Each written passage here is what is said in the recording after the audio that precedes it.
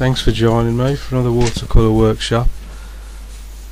For those who'd like to paint along, I'm using Fabriano paper, £130, it's 15 by 11 inches. I'm using the large Ron Ranson hake, a 3/4 inch flat and a number 3 rigger. And I'll be using 6 colours for this one: Raw Sienna, Burnt Umber, Light Red, Ultramarine, Lemon Yellow and Payne's Grey. This is another Lake District scene. This is Ullswater from Pooley Bridge. So I've started off just a very weak Raw Sienna wash. This is Ultramarine. I'm going to put on a mix of Ultramarine and Light Red.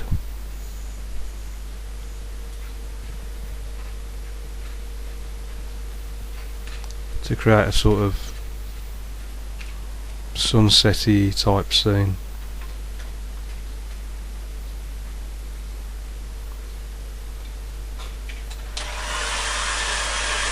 Before that paint starts running down the paper, I'm just going to half dry it. I don't want to totally dry it.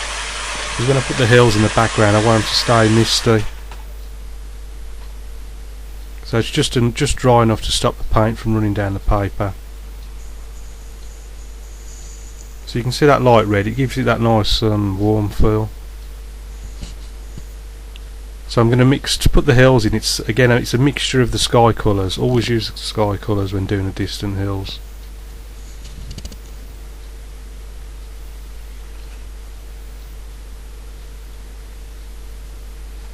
So that's the furthest hill that you do first. And then in a slightly stronger tone, put in the slightly nearer hill.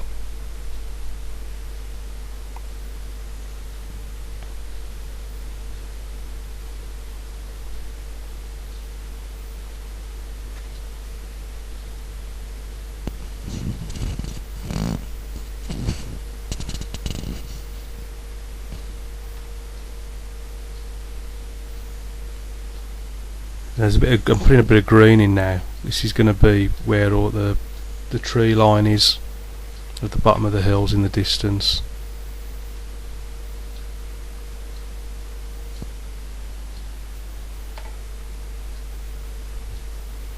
So that's mainly lemon yellow and ultramarine. And I'm going to put some trees across there. But I'm going to need it slightly darker to help it stand out, so I'm going to add a bit of Payne's Grey. Just pulling the paper tight again because it stretches when you water it all over.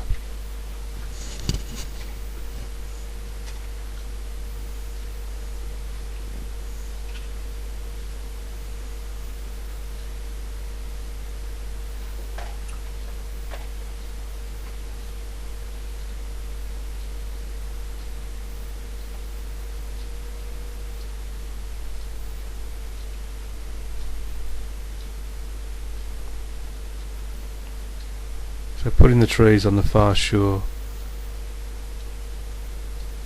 It's the usual green mix, lemon yellow, ultramarine, but adding a bit of Payne Grey just to make it a bit darker, help it stand out in the distance there. Just trying to keep that horizon waterline straight, because it'll look silly if it's on the slant, especially with it being water.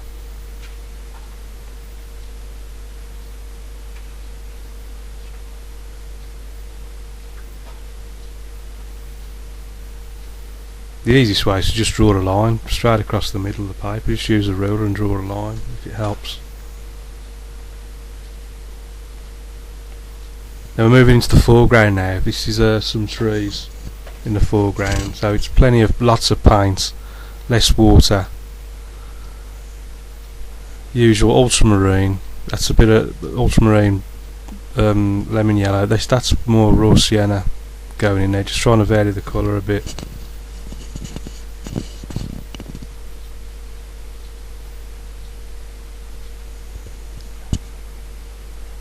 And then at the bottom of the trees I like to just do a few dabs just to leave some unpainted paper. It just helps break it up, makes it more interesting. So this is just various mixes of Raw Sienna, Ultramarine, lemon yellow and Payne's grey. Just keep varying it.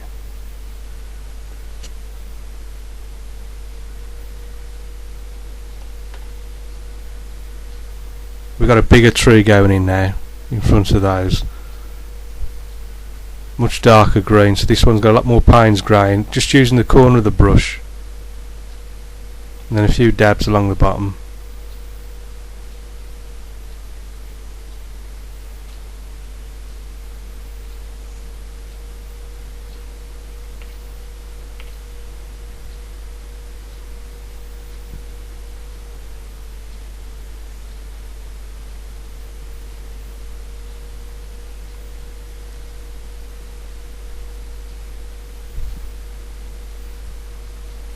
Paint's dry enough now just to flick a few fingernail trunks and branches in.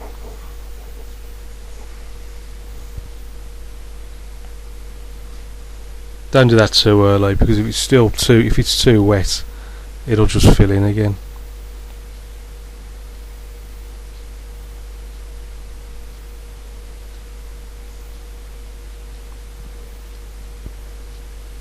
And these banks here, I'm just trying to keep them straight, parallel to the bottom of the paper.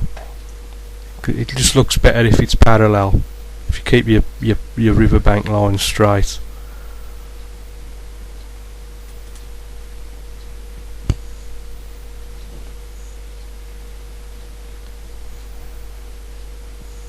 So I'll just put the other side in.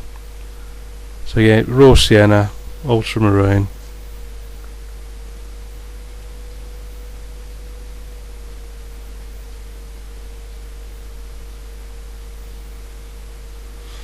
A few more flicks.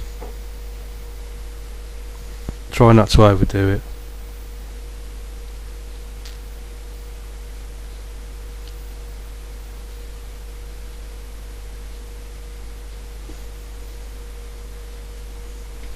I mean, the fingernail flick, they do look nice if it's kept subtle, but it's so tempting to keep doing it.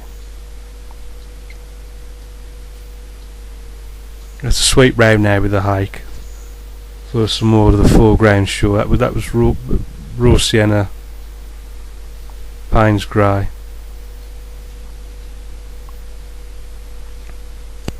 Just keep varying the colour, keep it interesting.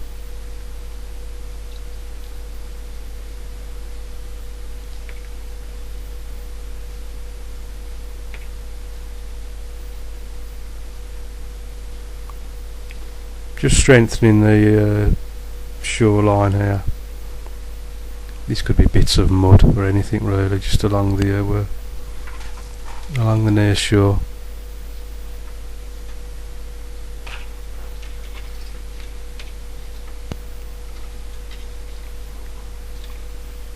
Just pulling the paper tight again and refixing with the clips.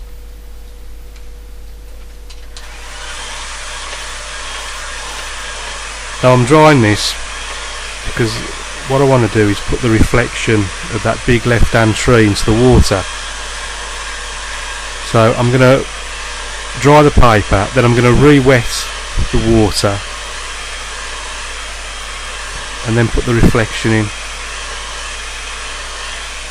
So once I'm sure that that's dry, I'm going to go back to the lemon yellow, Payne's grey, really strong green colour,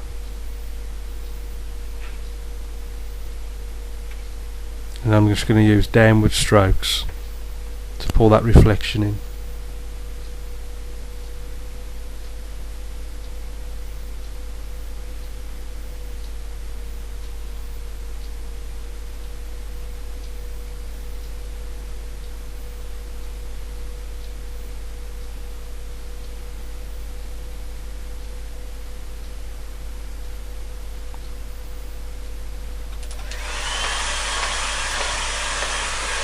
and again drying it with a hairdryer before that has a chance to go haywire.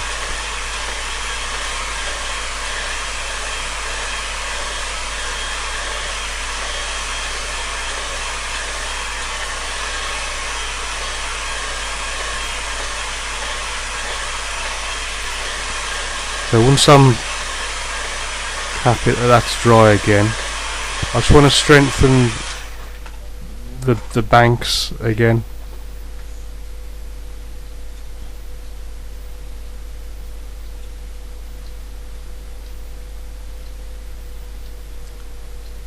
So it's a nice dark mix of burnt umber and ultramarine. Plenty of water, nice straight chisel edge with the hake, and just a few dabs here and there, keeping them straight and parallel, just to strengthen those river banks.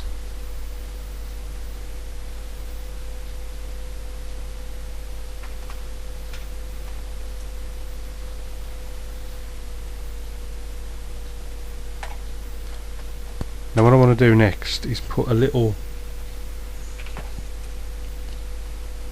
hut or cottage, could be anything really, just on this right hand side. So I'm taking the 3/4 inch flat, and with a fairly damp brush I'm just removing the paint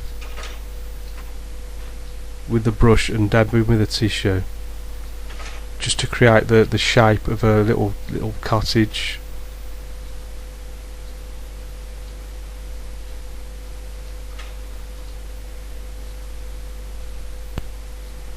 To be effective, you need a dark background, obviously, to help the lighter cottage colour show up more.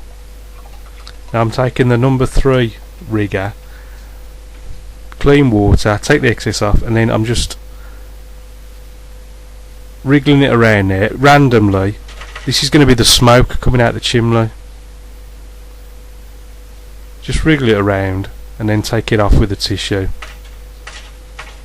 Just creates the effect of, I don't know, it's pretty small. I hope you can see it. It just looks like smoke. It's the easiest way I know of making a smoking cottage. And again, just drying it quickly with the hairdryer.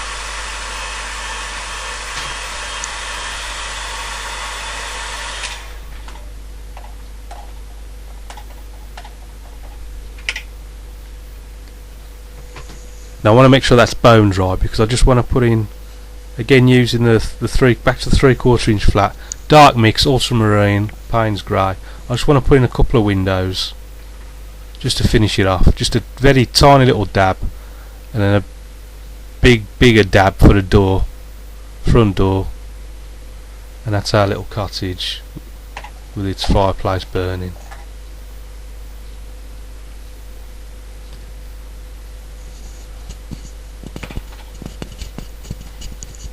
And with that I think we just about have a finished painting.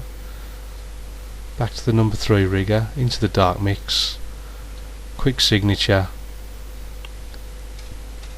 and we're done. Thanks for watching, and I'll see you again soon.